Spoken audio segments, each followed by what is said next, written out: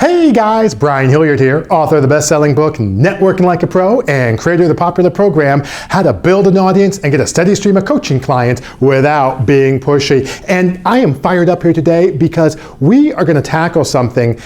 This is what we're going to tackle. People are like, you're looking at this and you're like, coaching? We're not going to do coaching. What do you mean by that?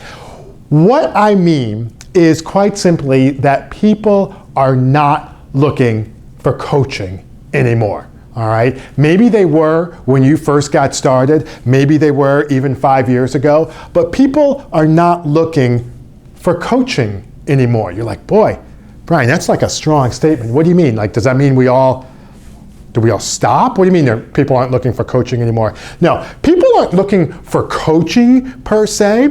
What they are looking for is a solution to an actual problem that they're currently facing. Okay, and let me kind of tease that out a little bit. Coaching in its traditional form, and if you do this, that's fine. I would suggest that you start going a little bit more towards the other way, but whatever. I'm not trying to put you down.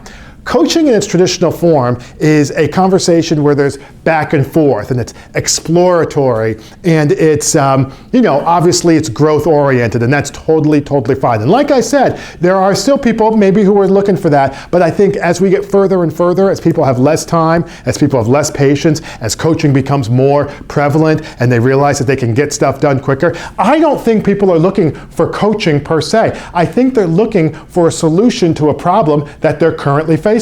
You're like, Brian, well, what does that mean for me as a coach? Well, quite simply, it means that we need to talk in terms of the problems that our constituency is facing. If you're a life coach, you need to be talking in terms of work-life balance. You need to be talking in terms of burnout. You need to be talking in terms of a health risk. If you're a health coach, you need to be talking in terms of losing weight. You need to be talking in terms of maybe battling or dealing with a health condition. You need to be talking in terms of how you can maybe lose weight while still being busy. If you're a executive coach or a leadership coach or whatever the case, marketing coach, you need to be talking in terms of problems that your clients or prospective clients are facing. When you do that, when you become, and you've heard me talk about this, when you become a problem solver and you start problem solving more and coaching traditionally less, let me tell you what happens.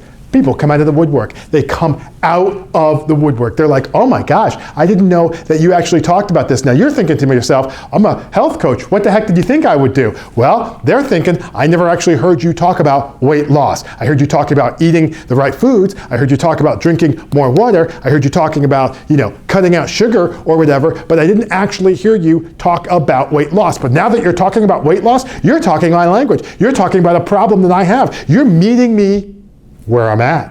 You're engaging me in a place that I'm excited about, and guess what? I'm open to pulling out my checkbook to talk about losing weight. I'm open to dealing with a problem. I'm not necessarily open to coaching, but if coaching allows me to lose weight, if coaching allows me to get past this health condition, if coaching allows me to get the work-life balance I deserve, then sign me up, or at least I'm willing to talk with you about it. And I think a lot of coaches make that mistake because we get so focused on our capabilities and our modalities, and all of that's great stuff, but we get so focused on it that we lose track that our primary job is to solve a problem that our prospective clients are currently facing. So if you want to be able to put together a game plan for actually being able to get more clients like that, we talk about these types of things in our upcoming workshop, How to Build an Audience and Get a Steady Stream of Coaching Clients Without Being Pushy.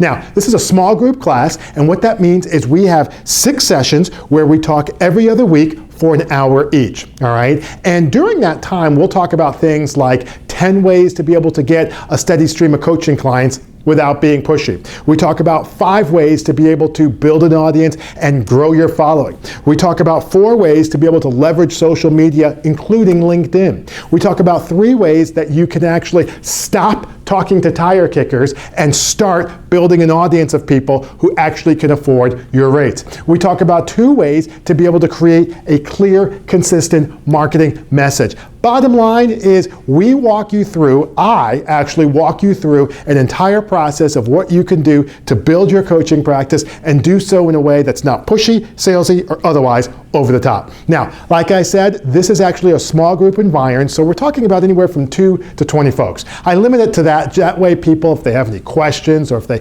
want to talk to me about certain things, there's plenty of room to do that. But more importantly, they also get a chance to be able to spend time and learn from each other. We're talking about like-minded professionals, obviously coaches, who are going through some similar challenges, going through some similar issues, and it's a great way to be able to not only learn from me, obviously, but to learn from each other and to be able to move forward. So if that sounds like something you'd want to do, by all means, swing by our website. You're going to go to practicebuilderblog.com/steadystream. All right, that's practicebuilderblog.com/steadystream. It's got all the good information on there. Check it out, and we'd love to be able to have you come join us. But in the meantime, my name is Brian Hilliard, saying so long, take care, and thanks so much for your time.